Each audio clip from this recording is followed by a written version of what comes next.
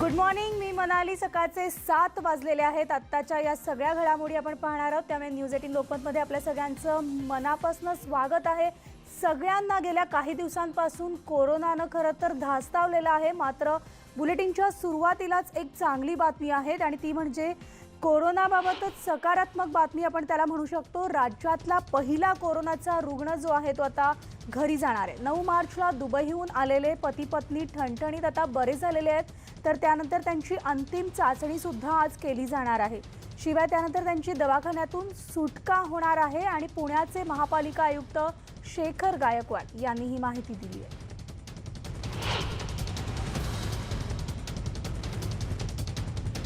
तर राज्यात सोमवारी 23 कोरोनाचे नवे रुग्ण आढळून आलेले असून सांगली जिल्ह्यात 4 रुग्ण आढळलेले आहेत. दुबई येथून आलेल्या साताऱ्यातल्या एका व्यक्तीला कोरोनाची लागण झालेली आहे. तर दुबई येथून आलेल्या 45 वर्षीय महिलेला कोरोनाची लागण झालेली असून मुंबईत आणखी 3घांना कोरोनाची लागण झाली आहे. राज्यात कोरोनाग्रस्त रुग्णांची संख्या जर आपण पाहिली तर ती आता 97 वर जाऊन पोहोचली आहे. तर सांगली जिल्ह्यातील इस्लामपूरमध्ये कोरोनाचे 4 रुग्ण आढळून आलेले असताना सौदी अरेबियामधून आलेल्या 4घांना कोरोनाची लागण झालेली आहे. त्यामध्ये राज्यात दिवसेंदिवस आता कोरोनाच्या रुग्णसंख्येमध्ये वाढ होतीये.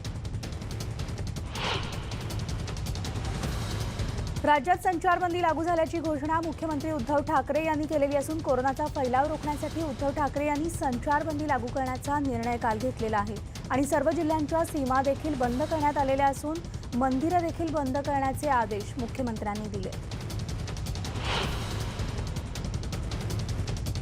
तर लोकांना अनेकदा आवाहन करून देखील गर्दी कमी होत नव्हती आणि त्यामुळेच आता संचारबंदी लागू करण्याचा निर्णय घेण्यात आल्याचं मुख्यमंत्र्यांनी सांगितलंय. तर रिक्षामध्ये आता एकच प्रवासी आणि टॅक्सीमध्ये 2 व्यक्तींना बसता येणार आहे. अदरवाईज इतर कोणी जर जास्त प्रवासी त्यामध्ये बसले तर कारवाईचा इशारा सुद्धा देण्यात आलेला आहे. त्यामुळे अत्यावश्यक सेवांसाठी खासगी वाहतूक सुरू असल्याचं उद्धव ठाकरे यांनी सांगितलं. कोरोनाबाबत उद्धव ठाकरेंनी केलेल्या उपाययोजनांचं राज ठाकरेंकडनं कौतुक झालेलं आहे. उपाययोजना करायला थोडा उशीर झालाय पण सरकारनं योग्य पावलं उचललेली आहेत असं राज ठाकरे यांनी म्हटलेलं आहे. तसंच कोरोनाचा वाढता प्रसार रोखण्यासाठी देशांतर्गत विमान वाहतूक सुद्धा थांबवायला हवी अशी सूचना मुख्यमंत्र्यांना त्यांनी केली आहे.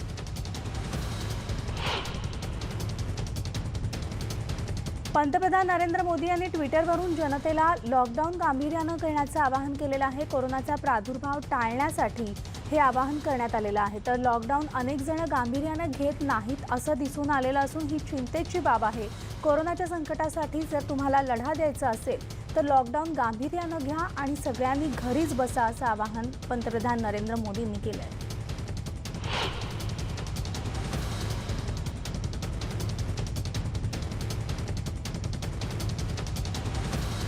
तर घरातच थांबा, सुरक्षित राहा असं राष्ट्रवादीचे अध्यक्ष शरद पवार यांनी म्हटलेलं आहे. सरकारच्या आव्हानाला शरद पवार यांनी सुद्धा प्रतिसाद दिलेला आहे. कोरोनामुळे घरात बसून पुस्तक वाचत असल्याचं शरद पवार यांनी सांगितलं आणि कोरोनाचा प्रादुर्भाव टाळण्यासाठी जनतेनं घरीच बसावं असं त्यांनी म्हटलंय.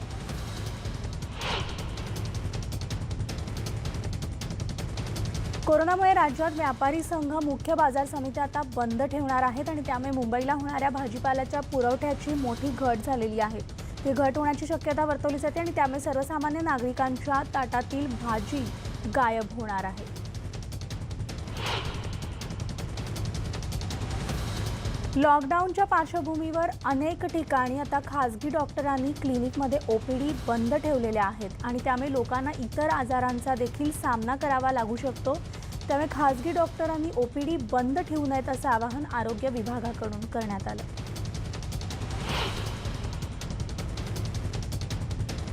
राज्यामध्ये 144 कलम लागू असताना देखील कोल्हापूर जिल्ह्यामधल्या इचलकरंजीमधल्या शहरात उगीचच बाईक घेऊन फिरणारे काल काही बाईक्सवर तर पोलिसांना दिसले आणि या सगळ्या तरुणांवर पोलिसांनी कारवाई देखील केलेली आहे. नियम मोडल्यास दंड आणि शिक्षाही होऊ शकते. त्यामुळे तुम्ही विनाकारण घराबाहेर पडू नका असं पोलीस देखील सातत्यानं सांगतात. तर कल्याणमध्ये चौकांमध्ये पोलीस तैनात करण्यात आलेले आहेत. विनाकारण फिरणाऱ्यांना पोलिसांनी चांगला चोप दिलाय तर अनेकांना उठाबशा सुद्धा काढण्यास भाग पाडले.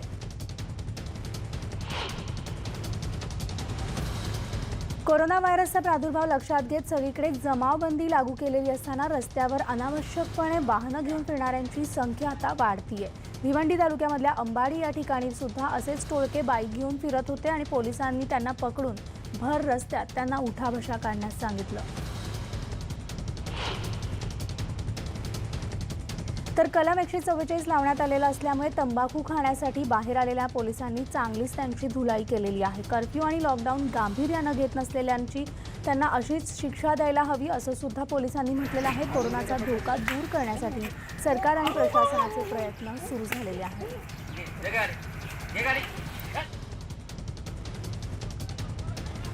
कोरोनाच्या पार्श्वभूमीवर आता देशासह राज्यात कलम 144 लागलेलं असताना अमरावती शहरातील या राधानगर येथे एका पोहेवाल्याने शाही इंदुरी पोहा नाश्त्याची गाडी लावलेली होती। या गाडीवर अनेक लोक नाश्ता करत होते, मात्र पोलीस त्या ठिकाणी पोहोचून त्या गाडीला पोलिसांनी सील केलेलं आहे।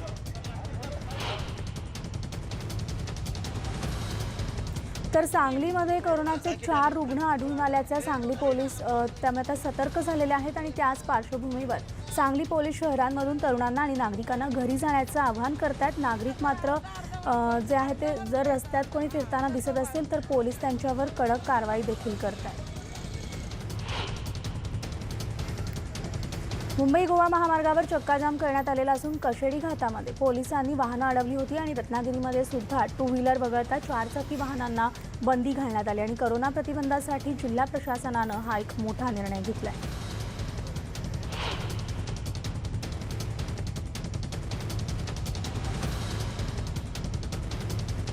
संचारबंदीच्या पार्श्वभूमीवर धास्तावलेल्या जालनाकरांनी संध्याकाळपासूनच पेट्रोल पंप आणि बाजारामध्ये खरेदीसाठी मोठ्या प्रमाणात गर्दी केलेली होती। तिथे देखील पोलिसांनी कारवाईचा बडगा उचललाय।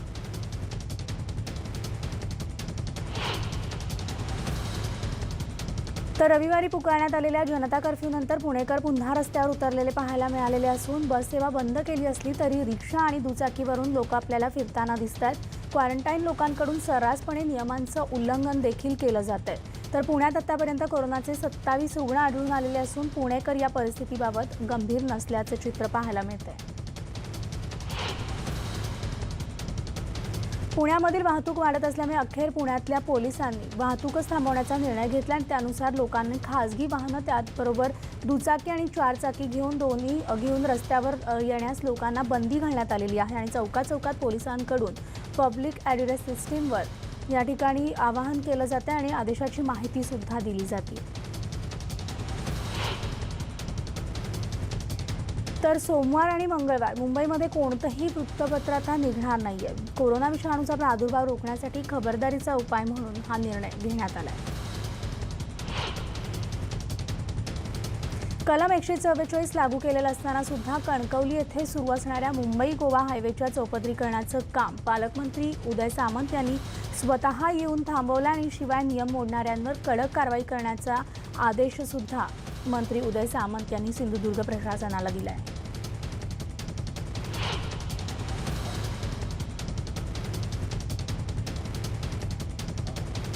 तर कोरोनामुळे निर्माण झालेल्या सद्यस्थितीवर राज्यमंत्री जितेंद्र आव्हाड यांनी एक ट्विट केलेलं आहे। सध्याची परिस्थिती ही गंभीर आहे, त्याचबरोबर लोक ऐकत देखील नाहीयेत आणि त्यामुळे संचारबंदी हा एकमेव उपाय असल्याचं जितेंद्र आव्हाड काल म्हणाले होते। तर आता लॉकडाऊनच्या पार्श्वभूमीवर भाजप नेते माजी मंत्री विनोद तावडे यांनी सरकारनं दिलेली सुरक्षा सोडलेली आहे। मुंबई पोलीस आयुक्त परमबीर सिंग यांना सुरक्षा सोडत असल्याची त्यांनी माहिती देखील दिली आहे आणि या सुरक्षा रक्षकांना लॉकडाऊनच्या कामासाठी अतिरिक्त बळ म्हणून त्यांनी सुरक्षा सोडल्याचं सांगण्यात आलंय। राज्यातील प्रमुख महानगरपालिका आयुक्तांशी राज्याचे नगरविकास मंत्री एकनाथ शिंदे यांनी व्हिडिओ कॉन्फरन्सद्वारे संवाद साधलाय। राज्यातले पुणे, नागपूर, नाशिक, अमरावती, नांदेड, धुळे, सोलापूर या महानगरपालिका आयुक्तांकडून त्यांनी परिस्थितीचा आढावा घेतलाय। तर राज्यामध्ये 144 लागू असताना देखील लोक बाहेर पडून गर्दी करत असल्याचं चित्र राज्यभरामध्ये पाहायला मिळाले। सिंधुदुर्गमध्ये सुद्धा हेच चित्र होतं, पण न्यूज 18 लोकमतनं ही बाब समोर आणल्यानंतर सिंधुदुर्ग प्रशासनाला जाग आली आणि त्यामुळे जिल्ह्यातल्या सर्व शहरांच्या बाजारपेठा आता बंद ठेवण्यात आल्या। तर मुंबई पुणे एक्सप्रेसवे बंद करण्यात आलेला असून मुंबई आणि पुण्यातल्या लोकांनी येऊ नये यासाठी एक्सप्रेसवे बंद करण्यात आलाय। दोन्ही बाजूनं बॅरिकेड्स लावण्यात आलेले आहेत। एक्सप्रेसवेवर पोलीस बंदोबस्त तैनात करण्यात आला आणि दोन्ही प्रवेशद्वारांवर बॅरिकेड्स लावून एक्सप्रेसवे बंद करण्यात आले। कोरोनाचा फैलाव रोखण्यासाठी राज्यात कलम 144 लागू करण्यात आलेला असून त्याचं पालन होताना दिसत नाहीये। मुंबईमध्ये लोकांनी ठिकठिकाणी गर्दी केल्याचं पाहायला मिळालंय। मुलुंड टोल नाक्यावर तर वाहनांच्या मोठ्या रांगा लागलेल्या होत्या। कोरोनाला मुंबईकरांनी गांभीर्यानं घेतलं नसल्याचं चित्र समोर आलंय। तर राज्यात लॉकडाऊन असताना देखील मुंबईमध्ये लोक घराबाहेर पडलेली असून सायन परिसरामध्ये देखील काल रस्त्यावर गर्दी दिसून आली। अत्यावश्यक सेवा असणाऱ्यांची पोलीस ओळखपत्र पाहून त्यांना प्रवास करण्याची मुभा देखील देतात, अन्यथा आवश्यक नसताना घरी पाठवण्यात येते। तर मुंबईमधील दादर प्लाझा इथं लोकांनी मोठी गर्दी केल्याचं पाहायला मिळालंय। सरकारच्या आदेशानंतर देखील लोकांनी घराबाहेर पडणं थांबवलं नसल्याचं चित्र मुंबईत दिसलंय। मुंबईमध्ये अनेक ठिकाणी मोठी गर्दी पाहायला मिळाली आहे। तर बस, लोकल त्याचबरोबर इतर जी पब्लिक ट्रान्सपोर्ट्स आहेत ती खाजगी वाहनांनी ती बंद केल्यामुळे लोक खाजगी वाहनांनी बाहेर पडतात आणि मोठ्या संख्येनं ही वाहनं बाहेर निघाल्यामुळे ठाणे मुलुंड टोल नाक्यावर काल वाहतूक कोंडी झाली होती। न्यूज 18 लोकमतनं ही बातमी दाखवल्यानंतर पोलिसांनी कारवाईला सुरुवात केली आणि या कारवाईनंतर खाजगी वाहन चालकांनी पळ काढला आणि त्यामुळे ठाणे मुलुंड टोल नाक्यावरची वाहतूक कोंडी पूर्णतः दूर झाली। रविवारी जनता कर्फ्यू 100% यशस्वी करणाऱ्या ठाणेकरांनी त्यानंतर मात्र रस्त्यावर गर्दी केली आणि त्यामुळे पोलिसांचा ताण तर वाढलाच, पण रस्त्यावर वाहतूक कोंडी देखील झाली होती आणि ठाण्यातल्या नितीन कंपनी कॅडबरी जंक्शन परिसरामध्ये वाहनं रस्त्यावर जाऊ नयेत यासाठी पोलीस खासगी वाहनांना हात जोडून आता विनंती करतायत। राज्य सरकारनं संचारबंदी लागू केल्यानंतर नवी मुंबई पोलीस शहरामध्ये पोलीस प्रत्येकाला आवाहन करतायत। संचारबंदी लागू झाल्यानंतर कुणीही घराबाहेर न पडण्याचं आवाहन करण्यात येते।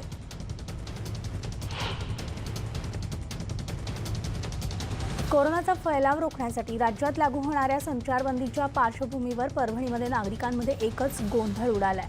संचारबंदीमध्ये पेट्रोल मिळणार नाही या अफवेमुळे परभणी शहरातील पेट्रोल पंपांवर मोठ्या प्रमाणात गर्दी झाली होती।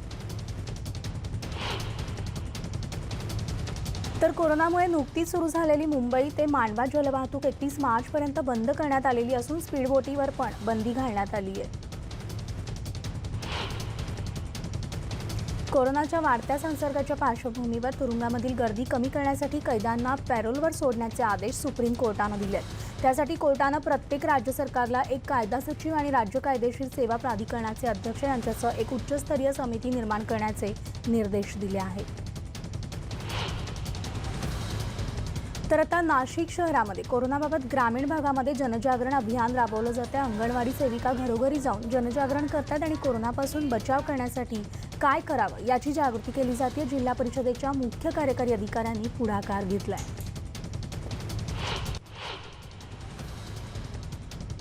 कोरोनाबाबत जनजागृती करण्यासाठी मालेगावचे MIMचे आमदार मौलाना मुफ्ती इस्माईल रस्त्यावर उतरलेले असून लोकांनी शासनाच्या सूचनांचं काटेकोरपणे पालन करण्याचं त्यांनी आदेश दिलेले आहेत आणि सगळ्यांना घरातच थांबण्यास सांगितलं आहे। मस्जिदऐवजी घरात नमाज पठण करण्याचं आवाहन त्यांनी केलंय।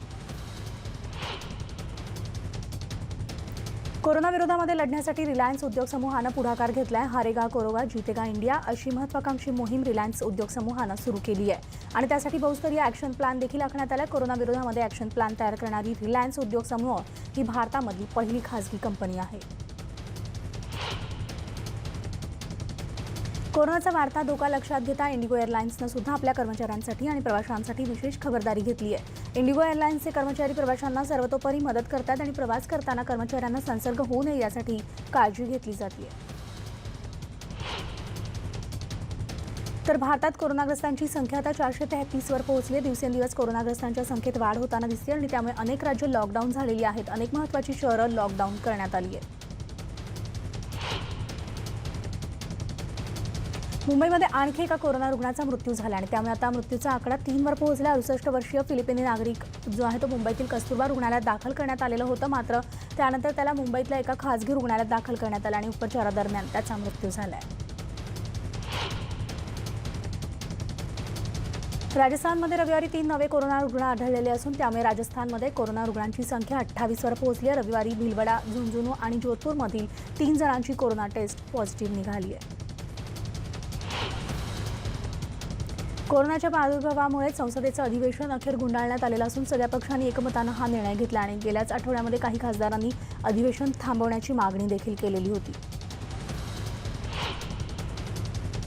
तर कोरोनाचा प्रादुर्भाव रोखण्यासाठी सरकारनं लॉकडाऊनचा आदेश दिलेला आहे. देशभरामध्ये जवळपास 80 जिल्ह्यांमध्ये लॉकडाऊन करण्यात आलं आणि लॉकडाऊनबाबतच्या नियमांचं उल्लंघन केल्यास 6 महिन्यांपर्यंतचा तुरुंगवास आणि 1000 रुपये दंड अशी शिक्षा आता होणार आहे. लॉकडाऊन असताना देखील अनेक ठिकाणी लोक रस्त्यावर येतात, प्रवास करतात आणि त्याबद्दल पंतप्रधान नरेंद्र मोदी यांनी ट्विट करून नाराजी व्यक्त केली होती आणि राज्य सरकारला आदेशाची कडक अंमलबजावणी करण्यास सांगितलेलं होतं आणि त्यानुसारच आता ही शिक्षा होणार आहे. तर कोरोनाच्या पार्श्वभूमीवर सुप्रीम कोर्टाने एक महत्त्वाचा निर्णय घेतला आहे. सर्वोच्च न्यायालयामधले वकिलांचं चेंबर बंद करण्यात आलं आहे. फक्त महत्त्वाच्या खटल्यांच्या सुनावण्या घेण्यात येणार आहेत. गर्दी टाळण्यासाठी हा निर्णय घेण्यात आला आहे.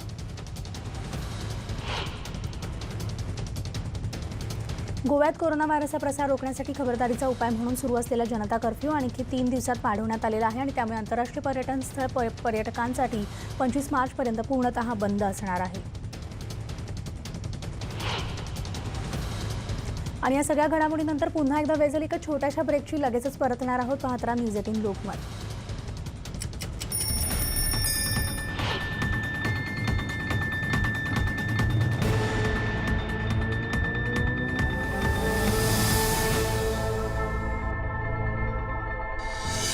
गर्दी टाळूया, नियम पाळूया, कोरोनाशी लढूया.